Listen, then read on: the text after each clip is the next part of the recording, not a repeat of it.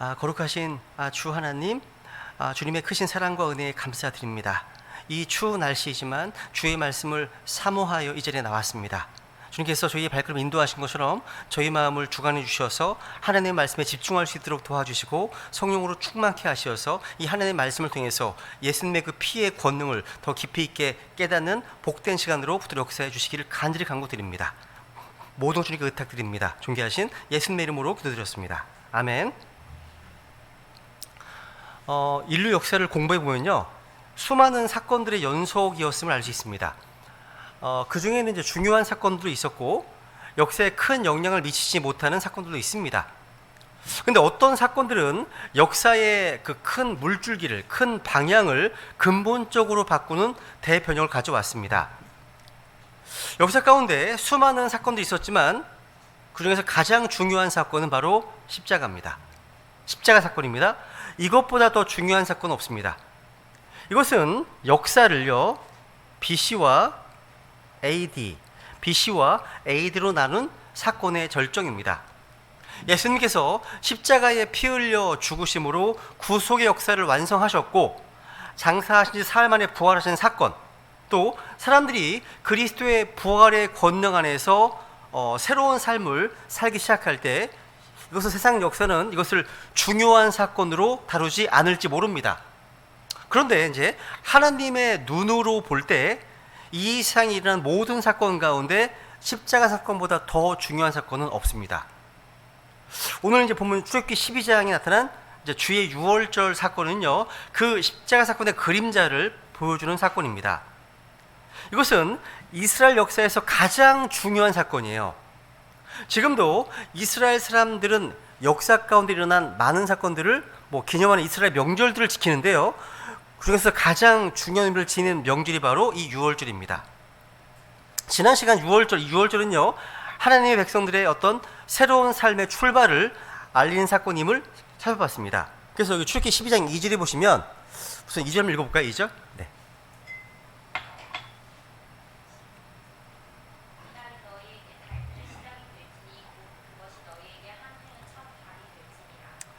이 유월절 사건은요, 역사적으로 이스라엘 백성들의 칼렌더, 달력을 바꾸는 사건입니다. 이것을 우리가 신약적으로 적용한다면 우리 인생의 시작은 언제부터입니까? 언제부터 우리 인생이 본격적으로 새로운 시작을 경험했습니까? 바로 주 예수 그리스도를 만난 때부터입니다. 그분을 믿은 때부터죠. 고린도후서 5장 17절입니다. 고린도후서 5장 17절. 그러므로 누구든지 그리스도 안에 있으면 그는 새로운 창조물이라. 옛것들은 지나갔으니 보라 모든 것이 새롭게 되었도다. 아멘. 그리스도 안에 있으면 새로운 창조물입니다. 여러분, 모든 크리스찬들은 다 새로운 창조물입니다. 맞죠? 다 창조물입니다. 하나님께서 우리를 새롭게 창조하셨습니다. 이유는 다 하나예요. 그 사람이 그리스도 안에 있기 때문입니다. 그죠? 그리스도 안에 있으려면 예수님께서 그리스도이심을 알고 믿으면 돼요. 그죠? 그러니까 예수님을 자신의 주님으로 그리스도로 믿고 고백하면 그는 그리스도 안에 있게 되잖아요. 그죠? 우리가 그리스도 안에서 구원을 받아서 우리 삶의 궁극적인 어떤 목적과 의미를 이제 갖게 되고 하나님의 자녀로서 하나님의 왕국을 소망하면서 살게 되는 사건, 그것이 새로운 창조물로서 우리 인생의 참 시작인 거예요. 참 시작입니다. 그것은요, 이 사건은요, 저 개인적으로 저 개인의 캘린더를, 달력을 바꾼 사건이고요, 제 인생의 역사를 바꾼 사건입니다. 다 마찬가지일 거예요. 그죠? 가장 중요한 사건이잖아요. 마치 유월절이 이스라엘 백성들의 역사를 바꾼 것처럼 똑같습니다. 그래서 유월절은요, 하나님의 백성들의 어떤 새로운 삶의 출발을 알리는 사건인 겁니다. 또 이 유월절은요, 하나님의 철저한 계획으로 준비된 사건입니다. 그래서 3절 이하에 보시면 이 절기는 그냥 한번 지키고 마는 것이 아니라 잘 계획해서 지켜야 됐습니다. 그러니까 유월절 사건의 핵심은 뭐죠? 뭘 준비한 데 있습니까? 바로 어린 양을 준비한 데 있습니다. 희생 제물로 드리기 위해서죠. 그죠? 근데 6절 이하에 보시면요, 유월절을 지키는 절차가 잘 나옵니다. 그죠? 하나님께서 어린 양을 준비하게 하신 것이 궁극적으로 가르쳐 주는 게 뭘까요? 바로 고린도전서 보세요. 5장 7절. 고린도전서 5장 7절.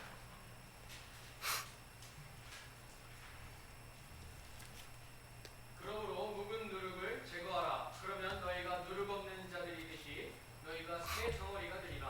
우리 유월절 어린 양 곧 그리스도께서 우리를 위해 희생물이 되셨느니라. 아멘. 여러분, 이스라엘 백성들을 구원하기 위해서 또 이스라엘 백성들 가운데 모든 처음 난 자들을 살리고 구원하기 위해서 누가 죽었죠? 바로 준비된 어린 양이 죽었습니다. 똑같습니다. 범법과 죄들 가운데서 하나님의 심판과 진노를 피할 수 없는 우리를 구원하기 위해서 누가 준비되었습니까? 바로 우리의 유월절 어린 양 예수 그리스도십니다. 그죠? 그러니까 유월절 어린 양이 이제 가리키고 있는 표상은 바로 예수님이신 거죠.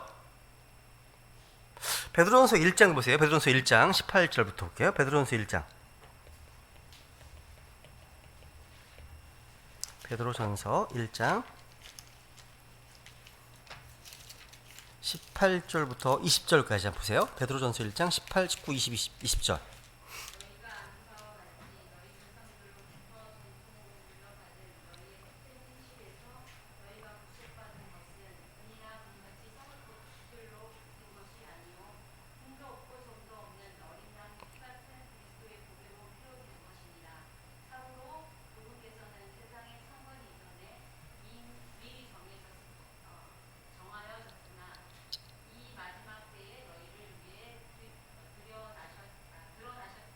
아멘. 이거 보세요. 우리를 위해 희생되신 그리스도 예수님은요, 흠도 없고 점도 없으십니다. 그죠? 예수님은 죄가 없으시죠? 근데 여기 20절에 보시면 그 어린 양이 언제부터 준비되었습니까? 언제부터 준비하셨죠? 예수님은 세상의 창건 이전부터 미리 정하셨고요. 세상의 마지막 때에 우리를 위해 드러나셨습니다. 놀라운 거예요. 마지막 때라는 말씀은요, 십자가의 사건이 있었던 때를 말합니다. 예수님은 세상의 창건 이전부터 하나님이 준비하셨습니다. 예수 그리스도께서는요, 세상의 창건 이전에 구원자로 또 우리의 구속자로 미리 정하신 거예요. 그러니까 하나님의 구원 계획은요, 세상의 창건 이전부터 하나님의 계획하신 바 있었다는 거죠. 그래서 우리가요, 그 안에서, 그리스도 안에서 우리가 택하신 바 말씀하시는 겁니다. 언제요? 세상의 창건 이전부터요. 우리가요. 그리스도 안에서. 이건 마치 첫 번째 유월절을 지키기 위해서 사람들이 미리 흠없는 양을 잘 선택해서 준비했던 것처럼 하나님께서도 인류 구속의 역사를 위해서 하나님의 어린 양이신 예수 그리스도를 세상의 창건 이전부터 준비하셨습니다. 그리고 때가 되어서 예수님 우리를 대신해서 십자가에서 죽으신 겁니다. 그러니까 이 유월절 사건은요, 하나님의 철저한 계획으로 준비된 사건입니다. 하나님 놀라운 준비를 보여주고 있는 거예요. 여러분, 십자가 없이는 기독교는 없습니다. 그죠? 피 흘림 없이는 사면이 없죠? 없습니다. 그의 피 흘리심이 우리를 구원하시는 거죠. 그걸 찬양합니다. 근데 여러분, 이런 얘기를 왜 드리냐면, 보통 이제 복음적인 교회에서요, 이런 복음과 관련된 설교를 하잖아요. 하면 또 그 얘기? 이런 반응들이요, 의외로 많습니다. 그러니까 항상 구원의 기쁨, 감격, 십자가 어떤 이런 거에 대한 어떤 감격 가운데 있어야 되는데 저거 내가 아는 건데 또 그 얘기 하시네? 이런 반응들. 여러분, 미국 교회 역사 가운데서요, 아마도 아주 중요한 의미를 갖는 사건은요, 아도니람 저드슨이라는 사람이 선교사로 파송 사건일 겁니다. 짧은 역사를 가진 미국 대륙에서요, 처음으로 아도니람 저드슨이 선교사로 파송된 겁니다. 이제 그보다 조금 더 앞서서요, 영국에서는요, 윌리엄 캐리가 인도 선교사로 이제 파송되었습니다. 이것은 이제 선대 선교의 문을 여는 놀라운 사건이었죠. 근데 그보다 조금 나중에 이제 아도니람 저드슨이요, 미국에서 떠나서 인도에 잠시 들렸다가 다시 버마로 갔습니다. 버마에 가서 평생 선교사로 자기의 생애를 주님께 바쳤습니다. 그리고 그곳에서 많은 어려움과 고난을 겪게 되었죠. 그죠? 근데 이분이요, 선교사로 떠난 지 30년 후에 미국에 올 기회가 있었습니다. 그 자서전에 나와요. 사람들이 얼마나 기다렸는지 몰라요. 이 아도니람 저스틴이요, 보스턴에서 이제 선교 보고회를 하던 날 그 예배당은요, 뭐 입추 여지 없이 수많은 사람들로 가득 찼습니다. 그들이 이제 미국을 대표해서 파송한 최초의 선교사가 인도와 버마 보고마에 자기의 삶을 바치고 이제 그 흰머리 백발이 성숙한 노인이 되어서 돌아왔을 때 어떤 메시지를 전할 것인가, 그런 기대가 얼마나 컸겠습니까? 그런데 이 아도니람 저스틴의 설교가 뭐였냐면 십자가가 있습니다. 십자가. 이런 얘기입니다. 한 5분 정도 했는데요. 이런 얘기입니다. 하나님이 세상을 이처럼 사랑하사 독생자를 주셨고 그 독생자 예수 그리스도는 우리의 죄 범법을 담당하시고 십자가에서 피 흘려 죽으셨습니다. 그의 피 흘리심은 우리의 죄 사함과 구원을 위한 것입니다. 그리고 이 동일한 복음이 선교지의 소망이 되었습니다. 끝. 이 끝이었어요. 짧게 마친 겁니다. 그러자 청중들의 어떤 실망하는 모습이 역력했습니다. 그게 나와 있어요. 선교 자서전에 나와 있습니다. 그러니까 여러분, 선교사의 이야기를 들을 때 우리 뭘 기대하죠? 선교지에서 일어난 뭐 드라마틱한 사건들에 대해서 듣고 싶어 할 거예요. 근데 여기 참여한 분들은요, 아도니람 저스틴의 설교가 너무나 평범하지 않느냐 이렇게 얘기했습니다. 그때 그 얘기를 들었던 아도니람 저스틴이 청중들에게요, 돌아서서 정색을 하면서 이렇게 말했다고 합니다. 십자가 사건보다 더 비범한 사건이 어디 있겠습니까? 십자가보다 더 위대한 메시지가 어디 있겠습니까? 십자가보다 더 놀라운 복음이 어디 있겠습니까? 아주 큰 소리로 얘기했습니다. 맞죠, 여러분? 아도니람 저스틴에게는요, 이것보다 더 중요한 메시지가 없다고 증언하는 겁니다. 이건 진리예요. 이 말은 진리입니다. 우리는 좀 놀라운 이야기, 아주 뭐 향상된 계시들, 뭐 신비한 이야기, 못 들어본 이야기, 아니면 우스운 이야기, 뭐 재미난 이야기, 뭐 코미디 같은 이야기, 뭐 신바람나는 이야기, 이런 것들을 즐길 수 있습니다. 그런데 그것으로 끝나버립니다. 우리를 묶고 있던 죄의 사슬들을 끊어버리고 죄에서 자유를 얻게 하는 것, 우리를 변화시키는 것, 하나님을 나의 아버지로 부를 수 있는 사건, 그것이 바로 십자가 복음밖에 없는 거잖아요. 이보다 위대한 사건은 없습니다. 6월절 사건은요, 바로 이 사건을 보여주는 겁니다. 십자가는 바로 하나님의 계획이었잖아요. 하나님에서 철저하게 계획되고 준비된 곳이었습니다. 지난 시간에 10절까지 봤는데 한번 11절부터 다시 보겠습니다. 11절부터 한번 11절 읽어볼까요? 11 다시. 네.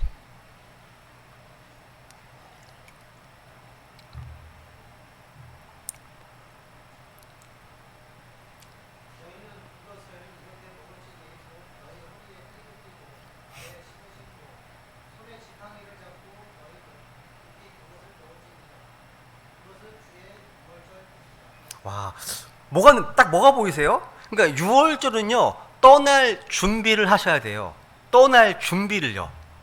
그러니까 주님께서 두루 다니시면서 심판을 집행하신 후에 이스라엘 백성들은요, 이집트 땅을 떠나야 하기 때문입니다. 이스라엘 백성은요, 400년 이상 이집트에서 노예 생활을 했습니다. 6월절 밤에 주님께서는 그들의 오랜 노예 생활을 끝내셨어요. 주님께서 그들을 자유롭게 하신 이유는요, 그들이 주님의 말씀을 믿고 어린 양의 피를 자신들에게 적용했기 때문입니다. 주님께서 어린 양의 피가 문에 묻어있는 것을 보실 때 그들은 옛 생활을 떠나서 이제 새로운 생활로 즉시 들어가게 됩니다. 이제 노예 생활에서 벗어나서 젖과 꿀이 흐르는 약속의 땅으로 들어가야 되잖아요. 저는 여러분이 얼마나 오랫동안 죄에 사로잡혀 있었는지 모릅니다. 죄가 얼마나 강력하게 여러분을 사로잡고 있는지도 몰라요. 여러분이 어떤 상황이나 어떤 상태에 있는지는 모르지만 하나님께서 우리를 위해서 자신 아들 예수 그리스도를 보내주셨고 우리를 대신해서 십자가에서 피를 죽게 하셨습니다. 그 이유가 뭡니까? 우리의 혼을요, 지옥에서 구원하기 위함만이 아니라 예전에 종노릇했던 죄로부터 완전히 건드리기 위함이었습니다. 그러니까 이러한 일은요, 그냥 점진적으로 이루어지는 것이 아니라 즉각적으로 새로운 출생으로 이루어집니다.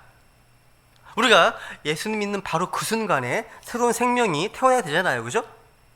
재미난 사실은요, 이 11절 보면요, 6월절 어린 양을 먹는 방법, 이 모습이요, 천천히 느긋하게가 아니라 아주 급하게 속히 행하는 모습이잖아요. 그죠? 우선 밑줄 쳐보세요.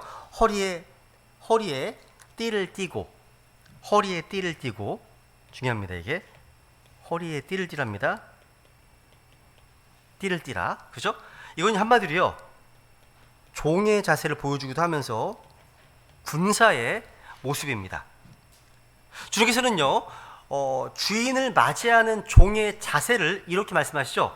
누가복음 12장 35절에 보시면요, 너희 허리에 띠를 띠고 너희 등불을 타오르게 하며 말씀하십니다. 허리에 띠를 띠고. 그리고 에베소 6장 찾습니다. 에베소 6장 보세요. 군사의 모습은 나오는데요, 에베소서 6장 14절 보시면 지금 영적 전투에 있는 군인의 모습을 이렇게 표현합니다. 에베소 6장 14절.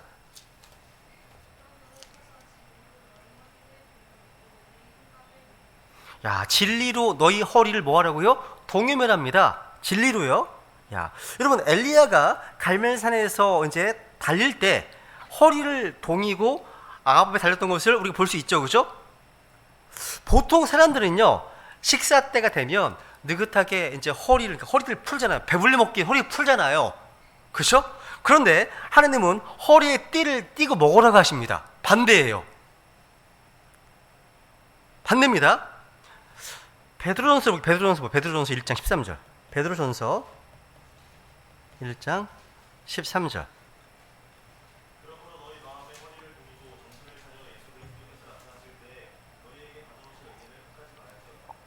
굉장히 빨리 찾았네. 어떻게 금방 찾았어요? 어떻게 알고서? 아니에요. 오케이, 보세요. 여기 보시면 너희 마음의 허리를 동이고 말씀하시네요. 여기 계신 분들 가운데 대부분 다 허리에 지금 모두 허리띠를 하고 계실 거예요. 그죠? 심지어 갓난 아이들도요, 기저귀를 하더라도 그 기저귀가 벗겨지지 않도록 고무줄이나 밴드, 이런 밴드 등의 띠로 허리를 동여매야 됩니다.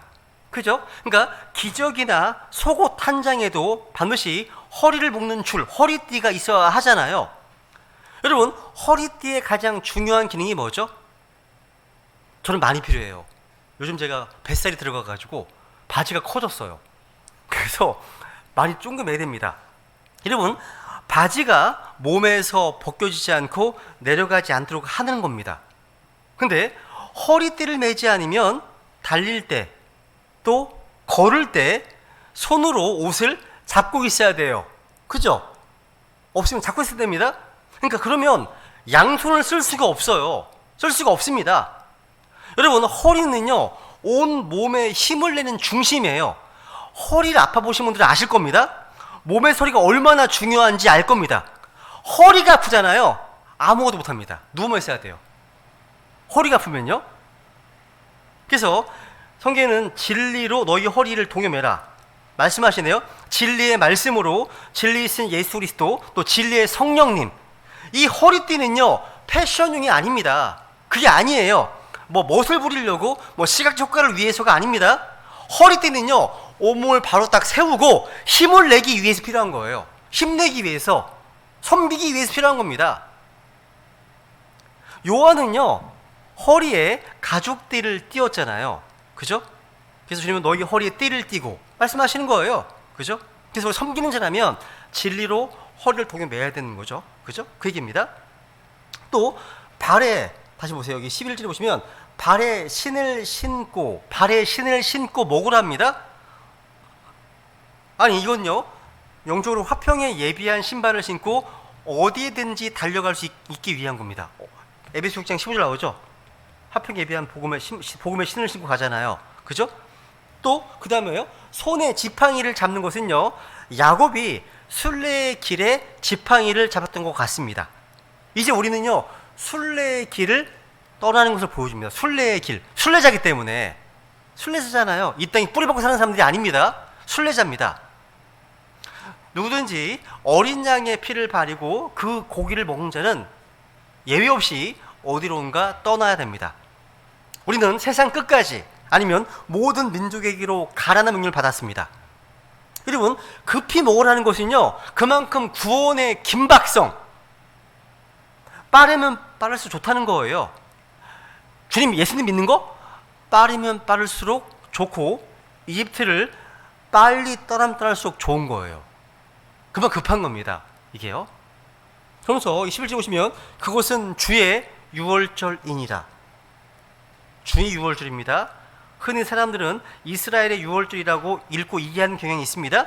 하지만 성경은 이것이 주님의 유월절이라고 증언합니다. 주님께서 시작하신 유월절이고 주님께서 어린 양이 되시는 유월절이기 때문이죠. 그죠? 유월절 어린 양 곧 그리스도께서. 이 유월절은요, 이스라엘 백성들은요 믿음으로 지켰습니다. 히브리서 11장 보세요. 확인만 할게요. 히브리서 11장 28절에 보시면요, 유월절을 지켰는데 믿음으로 지켰다고 되어 있습니다. 믿음을 통해서. 히브리서 11장 28절.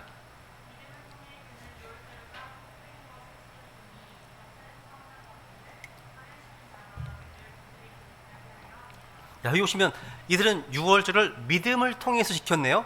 믿음을 통해서. 그러니까 하나님의 말씀을 듣고 믿음으로 순종했을 때 이스라엘 백성들은 죽음에서 벗어났습니다. 우리 역시 우리의 유월절 어린 양이신 예수 그리스도를 믿을 때 죽음이 우리를 건드리지 못합니다. 이게 복음이잖아요. 그죠? 12절.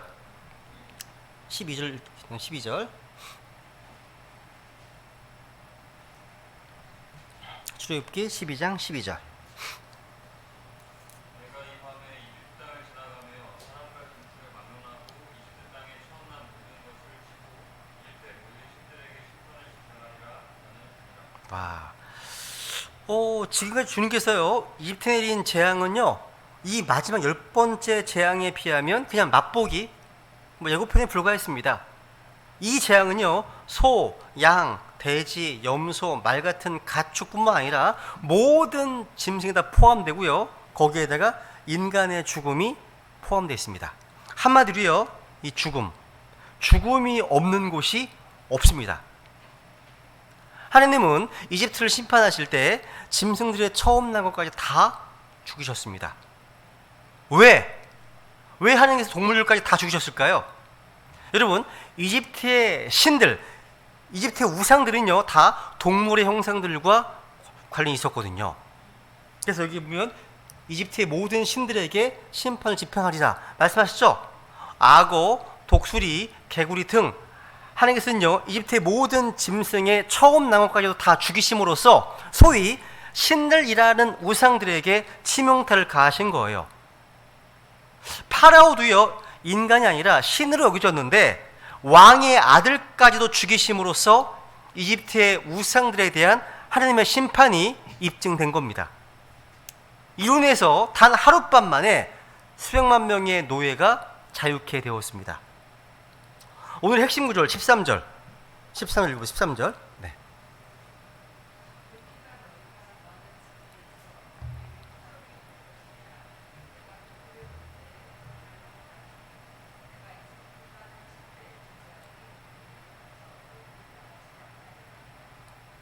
와, 유월절 어린 양의 피가 표가 됩니다. 그죠? 피가 표적이 되는 거죠. 그죠? 어린 양의 피는 죽음을 넘어가는 표적이 됩니다. 보세요. 내가 그 피를 볼 때에, 밑줄, 내가 그 피를 볼 때에 너희를 넘어간다. 주님은 너가 부자인 것을 볼 때 넘어가겠다 하지 않으셨습니다. 주님께서는요, 너가 능력이 많기 때문에 넘어간다고 하지 않으셨습니다. 자, 며칠 전에 여기 들어오실 교회 목사님하고 1시간 동안 교제하다가 제가 너무 되게 무능력해가지고요. 그걸 능력 충만하신 분 이더라고요. 표적과 갖가지 이적과 치유 이런 것들이 어마어마한 분이시더라고요. 네. 어쩌거나 보세요. 여기 보시면 뭘 볼 때요? 피를 볼 때. 주님께서는요, 너가 깨끗한 삶을 살았기 때문에 넘어간다고 하지 않으셨습니다. 그죠? 아니면 너가 교회를 세웠기 때문에?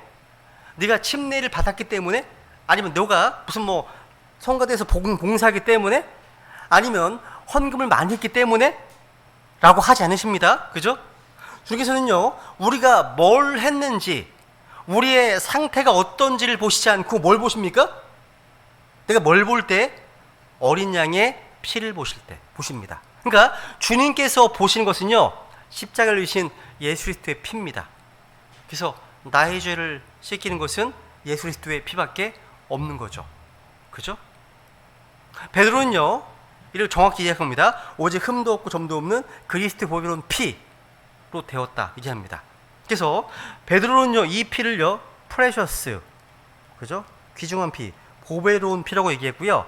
이 피가 골로새 1장 10절에 보시면 구속을 주고요. 또 요한일서 1장 7절에 보면 이 피가 깨끗함을 제공해 주고요. 또 히브리서 9장 14절에 보시면 이 피가 우리를 깨끗하게 하고, 또 로마서 5장 9절이나 14절에 보시면 이 피가 우리에게 의로움을 주고 구원을 준다고 되고 있습니다. 피, 예수님의 피. 내가 그 피를 볼 때 너희를 넘어가겠다. 하나님은요, 우리의 종교를 보지 않으십니다. 하나님은 우리의 성별을 보지 않으십니다. 하나님은요, 우리의 국적을 보지 않으십니다. 인종을 보지 않습니다. 나이를 보지 않으십니다. 우리의 스펙을 보지 않으십니다. 우리의 학력을 보지 않으십니다. 우리의 경제력도 보지 않으십니다. 하나님은 우리의 죄를 보지 않으시고 뭘 볼 넘어가십니까? 피를 볼 때 넘어가십니다. 여러분은 다 모두가 다 예수님의 피로 씻김 받으셨잖아요. 그죠? 한번 생각해 보세요. 보세요. 이스라엘 백성들 가운데서요, 모세의 그 말을 믿지 않고 어린 양을 잡아서 피를 뿌리지 않았다면, 그가 아브라함의 씨라 할지라도, 이스라엘 백성들 할지라도요, 뭐 난지 태어난 지 8일 만에 할례를 받았을지라도 재앙을 면할 수 없었을 겁니다. 피를 바르지 않았다면. 그죠?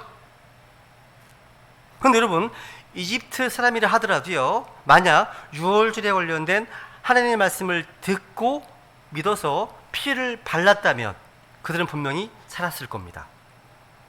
그죠?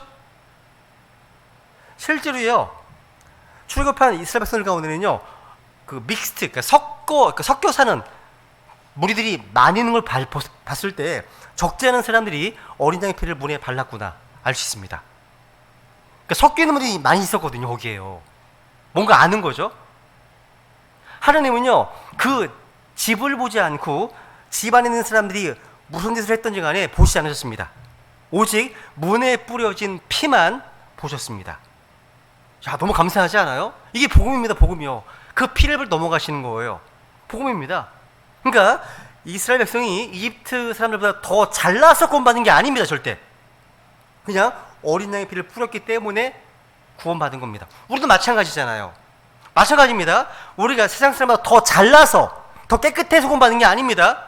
어린 양의 피는 바로 예수 그리스도의 보혈을 상징하잖아요. 그 피를 붙잡는 믿음으로 구원받았습니다. 그죠? 우리는 우리 자신의 힘으로 죄 문제 해결하지 못합니다. 죄는 우리 힘으로 극복하는 게 아니잖아요. 보혈로 씻겨지는 겁니다. 보혈로요. 그죠? 히브리서 9장을 읽고, 히브리서 9장이요? 히브리서 9장 확인만 하고 넘어갈게요. 이제 9절만 몇 개 확인만 하고 넘어가겠습니다. 네. 히브리서 9장 22절.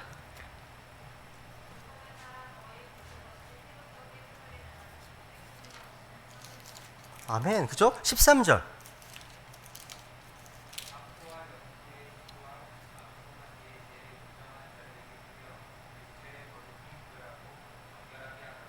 와, 여러분, 구약 시대에는요, 이런 흠없는 짐승을 통해서 사면을 받고 죄 용서 받았었잖아요. 그죠? 그죠? 그러니까 출애굽의 이스라엘 백성들은요, 성막에서 제사장들을 통해서 이제 예배를 드렸는데, 예배 의식에 항상 필요한 것이 바로 어린 양의 피를 뿌리는 것이었잖아요. 구약 시대 제사장들은요, 이 모든, 그러니까 우슬초로 피를 뿌렸습니다. 우슬초로요.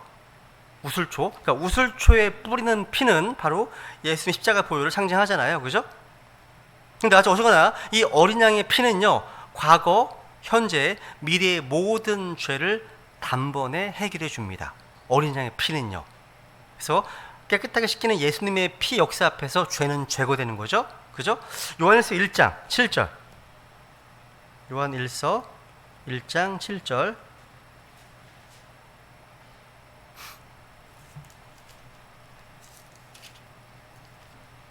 구원받은 성도들에게도 이 피가 작용을 합니다. 중요합니다.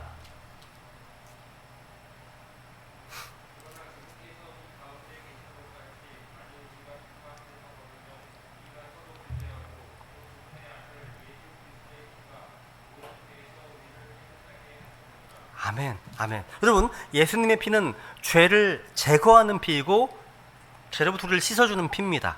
그죠? 그래서 계시록 1장 5절에 보시면 우리를 사랑하사 자신의 피로 우리의 죄들에서 우리를 씻으시고라고 되어 있습니다. 씻으시고. 누구든지 예수 그리스도를 믿기만 하면 그의 죄는 모두 제거되고 그 사람은 깨끗하게 됩니다. 이게 구원이죠? 그럼 이제 이미 믿은 사람은 누구나 빛 가운데 걸어야 깨끗하게 됩니다. 그 피가요, 우리를 깨끗하게 하는 겁니다. 빛 가운데 걸어야지. 이게 뭡니까? 한마디로 홀리니스, 거룩입니다. 그러니까 예수님의 피는요, 구원에서나 거룩함에서나 다 필요합니다. 다 필요한 거예요. 지금 필요한 거잖아요, 우리가. 그죠? 야, 여러분, 이 피는요, 우리 죄를 씻을 뿐만 아니라 죄에서 자유하게 하고요.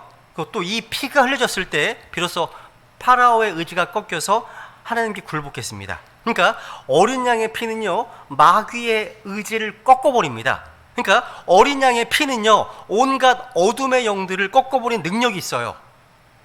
그래서 악한 영들의 공격이 있을 때 어린 양의 피에 대한 찬양을 막 하는 겁니다. 트는 겁니다. 야, 이 예수님의 피는요, 이 보혈은 오늘도 우리를 죄의 사슬에서 자유롭게 합니다.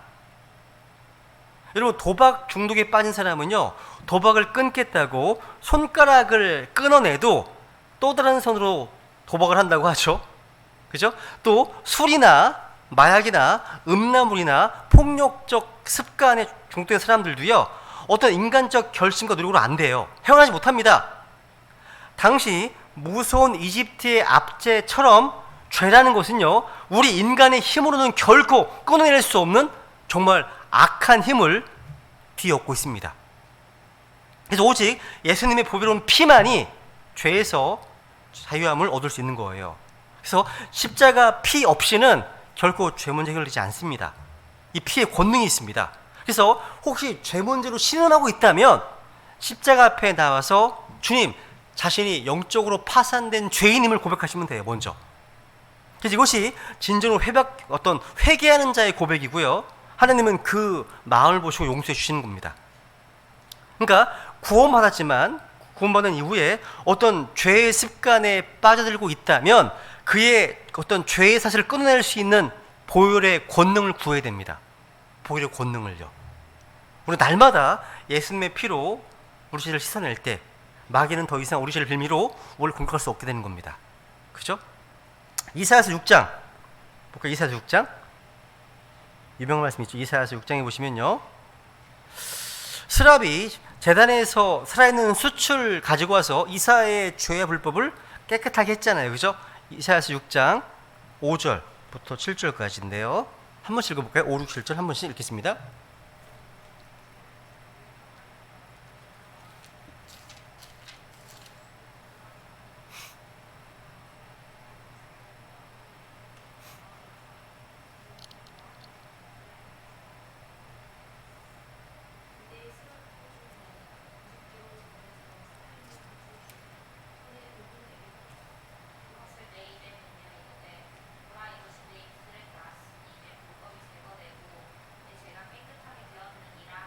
와, 여기 스랍들 중에 하나가 이제 제단에서요, 살아있는 수출을 취해서 이스라엘에 날아왔죠? 살아있는 수치란 말은요, 불에 타고 있는 수출 말하는 겁니다. 여러분, 숯불은요, 부정한 것, 더러운 것을 태우는 정화작용을 해요. 이 교리적으로는 이제 대환란을 통과한 이스라엘에게 적용할 수 있는 건데, 어쨌거나 이것은요, 스랍은요, 제단에 살아있는 숯불을 이사야의 입에 대었어요. 그러니까 여러분, 근데 이사야의 입이나 입술이 탄 게 아닙니다. 이사야의 그 입술에 더러움, 불법, 죄가 태워졌습니다. 제단의 숯불이 태운 것은 이사야의 몸이 아니라 그의 혼의 더러움입니다. 그죠? 근데 보세요. 이 숯을요, 어디서 가져왔다고요? 어디서 가져왔다고요? 이 숯을? 제단에서. 제단은요, 희생 제물이 드려지던 곳입니다. 그죠? 구약 시대 제사장들은 희생 제물을 불태우기 전에 먼저 제단의 위아래 사방으로 희생 제물의 피를 묻혀야 했는데, 이사야의 숯이 나온 제단은 희생 제물 어린 양의 피가 드려진 곳입니다. 그러니까 이 숯은 바로 예수 그리스도의 보혈의 은혜를 상징하죠. 우리를 거룩하게 하는 것은 바로 예수님의 보혈입니다. 이 보혈은 우리를 거룩해 하는 하나님의 숯이라고 할 수 있습니다. 이 보혈이요. 이 숯이 이사야에게 닿았을 때 죄가 깨끗하게 되었고 하나님의 소명 가운데 순종할 수 있게 되온 겁니다. 그죠? 어쨌거나 영적 승리는요, 피 묻은 보혈의 제단에서 시작돼요.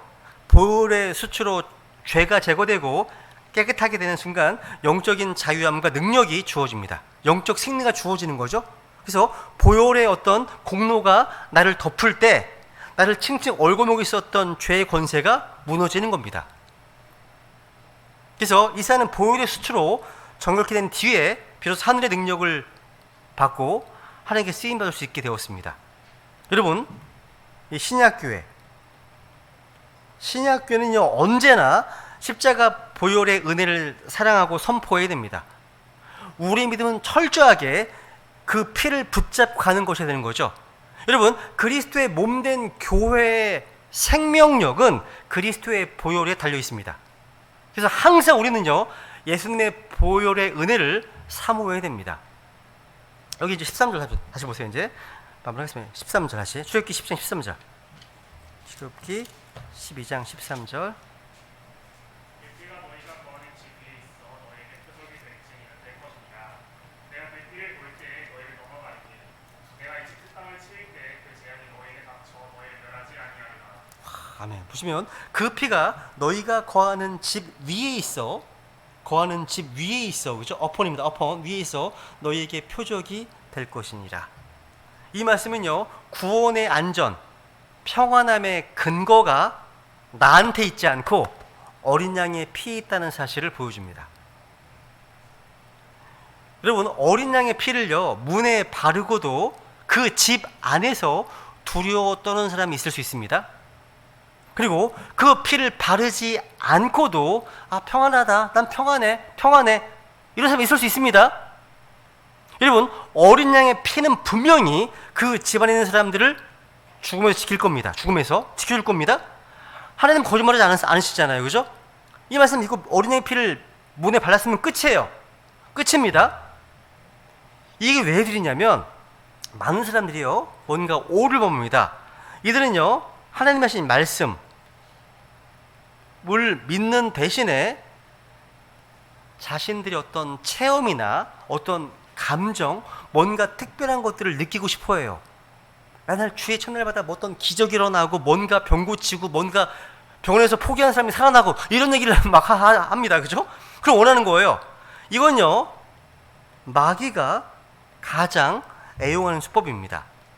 하나님의 말씀, 어린 양의 피, 죽음, 그 대신에 자신을 바라보게 하는 거예요.